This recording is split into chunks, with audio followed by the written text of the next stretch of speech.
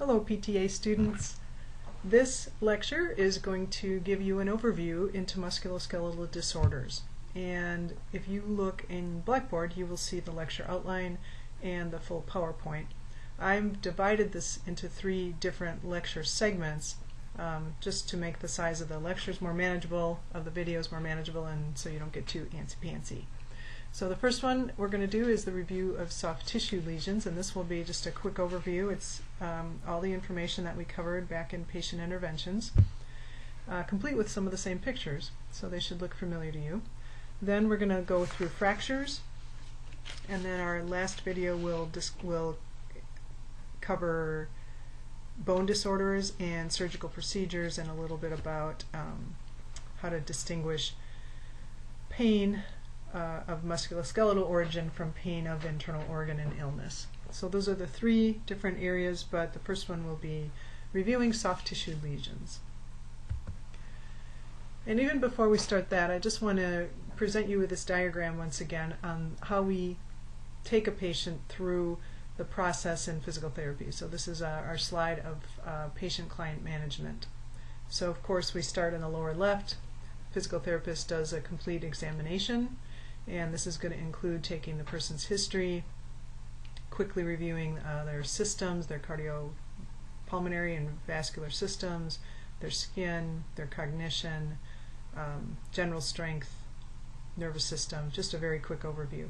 And then that helps us to delineate, or helps the physical therapist delineate, which specific tests and measures they need to use. So they'll obviously take into account why the person's coming to physical therapy, and signs of the impairments that they think needs more detailed exploration. So that's how they would decide which joints to measure goniometrically, which muscles to test, where if they might need sensory exam, if they need to do balance assessments, gait assessment, etc.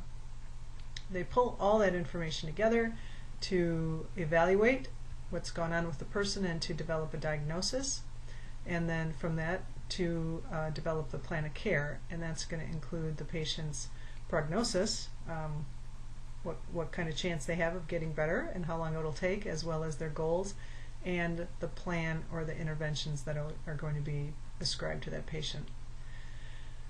And then of course those interventions have to be applied, and that can be done by the physical therapist alone, by the physical therapist in conjunction with a team, which certainly would include the PT and the PTA, maybe untrained personnel or on-the-job trained personnel as well. And then finally we would do some measurements and see if the person really got any better. So that's our patient-client management element, and you want to just kind of keep up to date with the lingo, make sure you're clear on what each of these phases contains and what they mean, because this is definitely something you're responsible for knowing and understanding. And then I just wanted to review this with you quickly, because when we're looking at the stages of repair of a soft tissue injury or following a surgical repair, we need to understand what phase of repair the patient's in, so that we know what exercises are safe to perform. So you already know that in the acute phase there are 2 kinds of exercises we don't do. So what are those? Right, we don't do stretching and we don't do strengthening. What exercises could we do in the acute phase? Right, we could do passive, active assisted, and active exercise, as long as they're within, yes, I can hear you all shouting, pain-free limits. Good job. And again, the reason for that is because the person already has pain before the tissue is even stretched or stressed, and that's because of the inflammatory process that's going on. In B here we see the pain is right at tissue resistance, and so that's why it's okay to start stretching and start strengthening activities. And then finally in the subacute or chronic phases, late subacute or chronic phase, we expect them really not to have much pain, but if it is, it's with a lot of stress to the tissue. So just a quick review of that, and we'll be continuing to apply that to exercises for both surgical and non-surgical conditions. So let's go ahead and just do a quick review. We have strains and sprains, and they are on a continuum. So a strain of a tissue, whether it's a muscle or a tendon or a ligament is not quite as severe as a sprain. A sprain could actually result in actual disruption of the tissue. So we see that in a common example, of course, is ankle sprain. And when we see a sprain that's serious, we can lose some joint integrity. And so you can tell your MCP joint, your first MCP joint, shouldn't really go in that direction, certainly not to about a 40-degree angle. Another pair of words we have are subluxation and dislocation. A subluxation is a partial separation of two joint elements, two bony elements, and a dislocation is a complete separation. And certainly with a dislocation, we are going to see disruption of not just the bony elements of the joint, but all the soft tissue structures surrounding it, which could include not just the joint capsule and ligaments, tendons, also nerves, blood vessels. So we usually are seeing quite a bit of trauma following these dislocations. And that's the elbow. Of course, you can see the trochlea is not sitting in the trochlear notch. And again, you see a pretty vigorous disruption. You can see this little, it's kind of this bulge here. And so what you're looking at is really the head of the proximal phalanx, because it's not covered up by the base of the middle phalanx anymore. And so the head of the proximal phalanx is kind of uncovered or more prominent, and so it kind of makes kind of this more round appearance. It's probably a little swelling in there as well.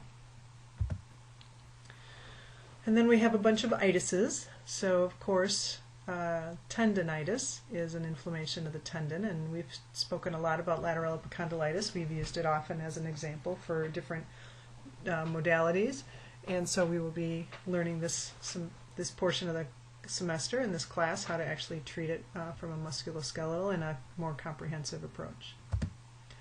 Another common area to have tendinitis is in the shoulder around the rotator cuff, and particularly the supraspinatus, because of its location. Kind of has to sneak out between the acromion process and the greater tubercle and the humerus, and often that space can become kind of cramped. Impingement can occur when there are mechanics of the shoulder that aren't working well. So we often see the tendon inflamed under there. In addition, in particular, if you look at A, there's the subacromial bursa. So the bursa as well can become pinched and inflamed and create pain. But we have bursa in other areas as well. We have a lot of bursa around the knee, anywhere from 10 to 13 bursa around the knee that can be potentially inflamed.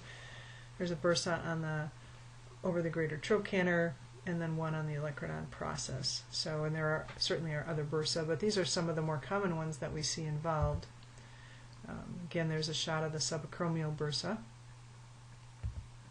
And this is a person with prepatellar bursitis, and if on your right, the person's left, you can see that the area directly over on top of the patella is very clearly swollen up. The bursa is inflamed and filled up with synovial fluid. And the olecranon bursa is also very close to the surface. It's essentially between the skin and the olecranon, and inflammation creates very visible signs of edema. But we'll be talking about how we manage bursa in a variety of areas in the body. That is the end of our very quick review. So you should definitely read the areas in the Kisner and Kolbe, review those definitions, and review the stages of inflammation and repair as well, because that is going to be very applicable to applying exercise. All right, thank you very much for your attention.